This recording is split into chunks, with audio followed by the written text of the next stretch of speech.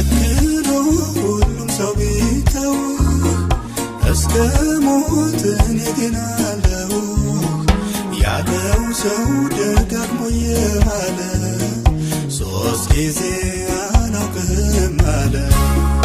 ይህማ ከኢየሱስ ጋር ነበር ይመስላል ሲያወራ ሲናገር። ጠየቁት ብለው ከወዴት ነህ? እርሱ ግን በገረድ ፊት ካደ። እንደገና ራራለት እንደገና አዘንክለት